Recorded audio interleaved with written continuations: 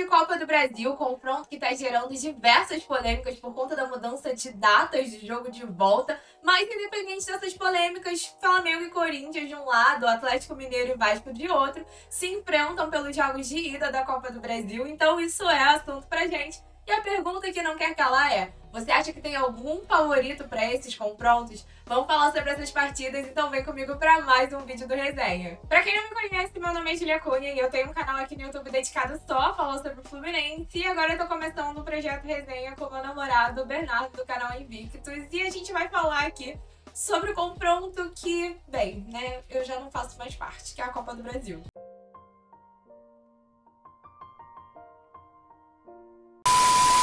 Mas sem choro, bora começar falando sobre o confronto, que eu acho que é o que tá gerando mais curiosidade para essa noite, que é o confronto entre Flamengo e Corinthians, que vai acontecer às 9h45 no Maracanã, que vai ter o Felipe Luiz aí como técnico estreante, que teve pouquíssimo tempo de preparo e já vai encarar um jogo de Copa do Brasil como seu primeiro jogo para uma equipe principal na sua carreira como técnico, e o jogo do Corinthians, que não vinha priorizando a Copa do Brasil, já que hoje se encontra na zona do rebaixamento dentro do Campeonato Brasileiro, mas que por conta de toda essa situação de bastidores envolvendo a data da volta, vai dar mais importância para essa competição do que vinha dando nas fases anteriores. E aí, é claro, não tem como a gente falar sobre esses confrontos sem falar sobre o desempenho e resultados que essas equipes vêm conquistando aí nos últimos jogos. O Flamengo, apesar de estar numa posição dentro do Campeonato Brasileiro muito melhor do que a do Corinthians, é unanimidade dizer que a equipe vem desempenhando um futebol bem aquém do que se espera quando a gente olha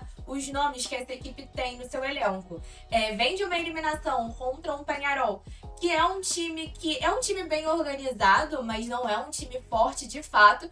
E ainda que a posição na tabela do Campeonato Brasileiro seja uma posição positiva ali, dentro de um G4, o Flamengo também vem apresentando resultados abaixo, desempenhos abaixo nessa competição. Teve a derrota para o Grêmio, que hoje é um Grêmio muito enfraquecido, por 3-2. Teve também agora uma vitória magra contra o Atlético Paranaense, que é um time que vem de uma situação muito complicada também, vinha para esse jogo com um técnico estreante, e apesar do Flamengo ter vencido, foi uma vitória que ela acontece ali 1-0 no segundo tempo, e que não houve uma soberania da equipe rubro-negra, nesse caso os dois eram rubro-negros, né? Mas não houve uma soberania da equipe carioca, e essas duas equipes se encontraram recentemente no Campeonato Brasileiro, né? A gente já teve Corinthians e Flamengo por esse retorno, foi um jogo na Neoquímica Arena, que o Corinthians saiu levando a melhor ali por 2-1, e num jogo em que o Flamengo tinha ainda o Pedro na sua equipe. Tudo bem, né? Você tem que contar que todos esses resultados anteriores eram resultados de um time do Tite que não se apresentava um time muito ofensivo, que a gente pode falar sobre problemas e características do Tite ou não, mas que mesmo agora, tendo um técnico estreante, a gente tem que lembrar que é um técnico que teve, sei lá, 2 dias de trabalho, então não vai conseguir apresentar, ninguém espera, né, que Felipe Luiz vá conseguir apresentar um futebol novo da noite pro dia, mudando completamente a forma dessa equipe de jogar. Então ainda deve se ver muito do Tite dentro dessa equipe dentro de campo, e que ainda conta com as má fases de Arrascaeta e De La Cruz. Mas quando a gente fala sobre o Corinthians, né, o Corinthians vem num cenário diferente, vem de uma classificação sul-americana ali onde é favorito para as semifinais, e foi uma classificação de confiança, venceu a primeira partida contra o Fortaleza por 2-0, o segundo jogo na Neoquímica venceu por 3-0, um placar agregado de 5-0, contra uma equipe que dentro do Campeonato Brasileiro disputa as primeiras posições, com chances ali brigando, na verdade, de fato, pela liderança. E ainda que as condições dentro do Campeonato Brasileiro sejam abaixo justamente pela zona do rebaixamento, que faz com que o Corinthians precise priorizar a competição, é uma equipe que melhorou nas mãos do Ramon Dias, tem um técnico experiente, dentro do Brasileirão tem conquistado resultados importantes em casa, mas ainda passa dificuldade para conseguir esses resultados fora, mas que vem de um clássico contra o São Paulo, onde acabou perdendo, mas que conseguiu no segundo tempo, com 2 jogadores a menos, melhorar dentro de campo, né? Então, sem sombra de dúvidas, apesar da derrota, acho que em termos de atuação, ali a melhora no segundo tempo também dão uma confiança extra para essa partida, e que hoje joga no Maracanã, mas sabe que decide a classificação dentro da Neoquímica Arena, onde é muito forte, e o Corinthians sendo esse time surpreendente que, no geral, já vem de anos ali com problemas no Brasileiro, mas que sempre avança em alguma Copa, então sempre é um time ali talvez experiente para lidar com esse tipo de competição. E eu acho que esse vai ser um jogo bem interessante de se assistir. Acho curioso, por um lado, você ter o Ramon Dias sem conseguir prever as estratégias do Felipe Luiz, por se tratar de um técnico novo, e um técnico que até se descreve como bem ofensivo, mas que a gente tem que lembrar que está falando de um contexto de semifinal de Copa do Brasil, onde os times estão buscando uma vantagem para o confronto de volta, e que é bem diferente das experiências que ele tem dentro de sub-17, sub-20, né? Tem um peso muito maior esse confronto. E por um outro lado, eu acho que essa briga de bastidores, talvez para quem não torça para os clubes, não esteja dando tanta importância, mas que eu acho que vai pegar um fogo maior dentro dessa partida, porque o Ramon Dias é um técnico que vinha poupando na Copa do Brasil, mas que agora é o Corinthians, por toda essa disputa ali, querendo a mudança do jogo de volta, e se sentindo lesado pela CBF e ali contra o Flamengo, vai colocar um peso maior. Isso foi informação até dada na redação,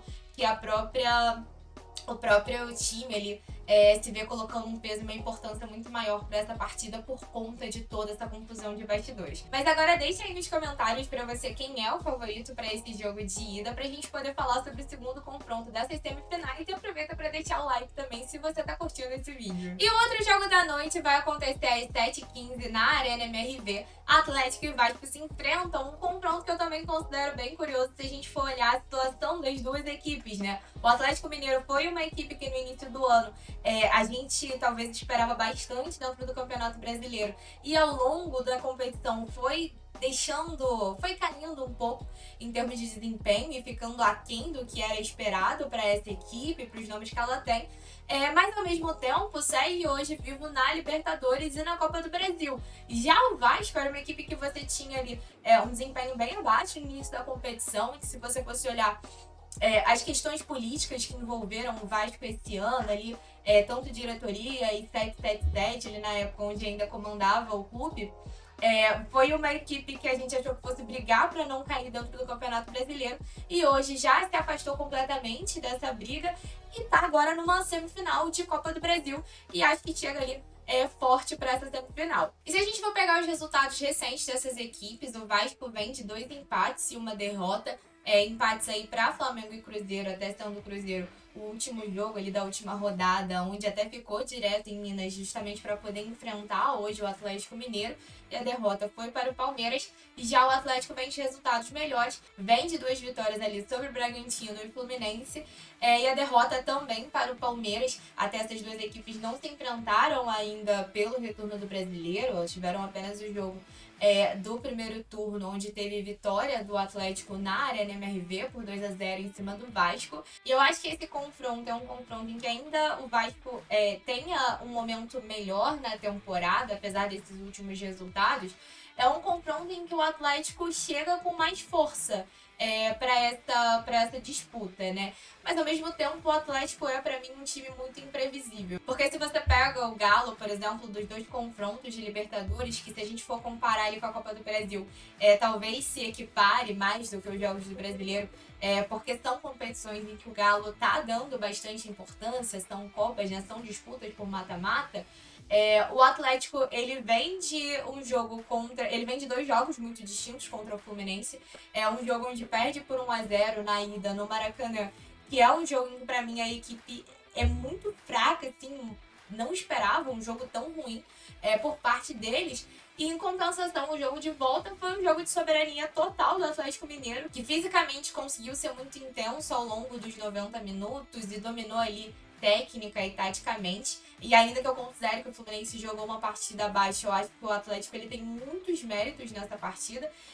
Só que ao mesmo tempo é muito imprevisível, né? Fez um jogo contra o Palmeiras, ainda que não fosse a prioridade nesse fim de semana, um jogo muito abaixo. E eu acho que é justamente nessa imprevisibilidade do Atlético Mineiro que mora as chances e as oportunidades do Vasco, que vai depender muito, é claro, da leitura tática ali do Paiva. Que eu acho que saiu fortalecido ali no confronto das quartas de final, conseguindo ali se classificar sobre o Atlético Paranaense na Liga Arena, ainda que tivesse levado o jogo para pênaltis também tem sido uma força dessa equipe, né? O Vasco venceu o Fortaleza nos pênaltis, venceu o Atlético Paranaense nos pênaltis, então também pode acabar surpreendendo nesse confronto. E que apesar desse primeiro jogo ser na Arena, tem o trunfo de decidir em casa dessa vez. Mas comenta aí se pra você tem algum favorito para essa partida. Vocês acham que pode terminar o empate? Acho que, por exemplo, um empate na Arena seria um bom resultado pro Vasco trazer pro Rio de Janeiro. Mas deixa aí nos comentários a sua opinião. Mas enfim, esse foi mais um vídeo do Resenha. Eu agradeço demais se você acompanhou esse vídeo até aqui. Inclusive, aproveita para se inscrever se você ainda não é inscrito.